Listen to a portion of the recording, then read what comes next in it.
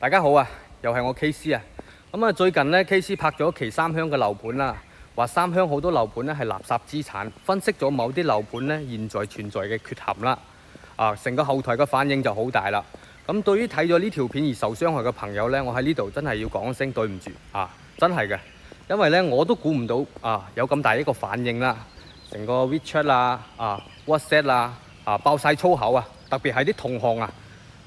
仲要叫我睇路。咩叫睇路有聲咁樣。咁其實呢，我真係想同各位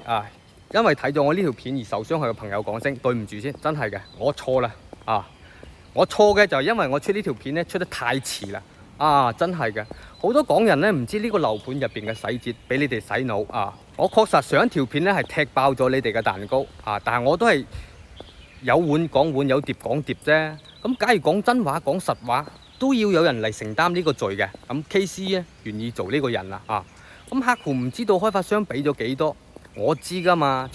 全世界推呢個盤嘅原因，大家心知肚明啦你哋仲要幾十個電話三更半夜轟炸我又孖叉我你以為呢啲手段就可以打擊到我咩？我同你講，我都做咗成10幾年地產啦，咩大風大浪我冇見過咁既然你哋要玩，咁咪玩咯，我奉陪到底㗎所以咧，我今日咧就特登過嚟到你哋嘅金地啦，同你哋玩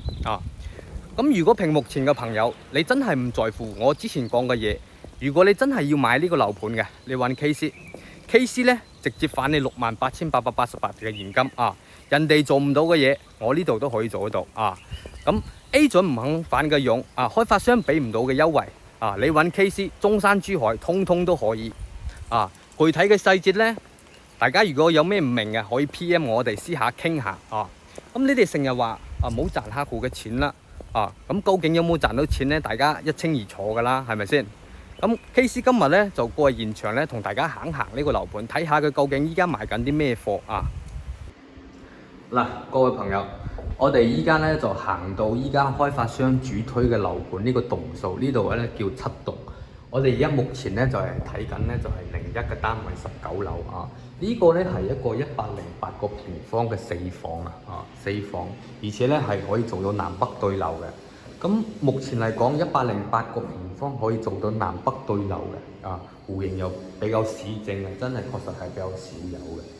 確實比較少有。咁戶型咧我就唔同大家介紹太多啦，你求其上 YouTube 搜一條畫法嘅，我相信大家都可以睇到呢條片對面呢度呢，就係佢嘅8棟啦。咁當其時呢，賣到成11000、12000。咁目前我哋7棟呢度呢，就係大概呢5、6千蚊到啦平價啲嘅。咁其實點解價錢咁平呢？就係因為呢，佢呢個呢啲風景呢有啲唔好。點解唔好大家可以見到，一行出個陽台呢，就可以見到人哋嘅祖先朋友啦包括呢個位。唔知大家望唔望到呢個位同樣亦都係人哋嘅祖先。咁以我專業嘅分析嚟講嘅話咧，呢個棟數咧唔會點升㗎啦，亦都唔會升，有可能甚至會平啲。因為點解咧？好明白啦，對面賣11000、12000，呢度賣5、6千，係咪先？咩原因大家都知道，無非係一線份管房嘅原因啫，係咪先？咁我唔知大家就唔就記呢啲嘢啦。反正咧 KC 咧就係將啲事實嘅嘢講出嚟嗱。我唔係話呢個盤唔好，亦都唔係話呢個盤好，而係呢，我拍片嘅初衷呢，無非係諗住將啲嘢真真實實嘅擺喺我啲觀眾朋友 fans 面前我要求呢，我啲觀眾朋友買嘢呢，清清楚楚、明明白白。至於買唔買呢個係你哋去衡量嘅問題。不過講真嘅，呢個樓盤呢，你如果話純屬係退休或者係自己住我就考慮一個有青山綠水、空氣好嘅。咁確實呢個盤呢亦都可以。咁我點解之前話呢邊唔好呢？無非係因為呢，我本身係住喺城區噶嘛。咁霎時間呢，過嚟呢度呢，我就覺得啲配套呢係跟唔上啊嘛。但係啱先我睇咗下佢嘅商業都零零散散都陸陸續續有開啦，而且呢邊呢陸續喺度裝修隨住啲人流呢都慢慢嘅入嚟，係稍微有翻啲人氣，唔會似翻以前噶啦。咁其實 KC 拍片呢就係好又講，唔好又講。至於人哋係點樣是非我呢，留俾人哋去講啦，係咪先咁其他啲戶型咧，我亦都唔想介紹太多。反正如果大家真係要買呢個盤咧，我建議大家咧就盡量唔好揀7棟，可以揀下佢目前剩翻嗰啲棟數16棟啦、21棟啊、17棟啊、23棟。不過咧嗰啲貨咧就唔係好多噶啦，不足1成噶啦就呢棟數咧就啲貨量咧稍微比較多啲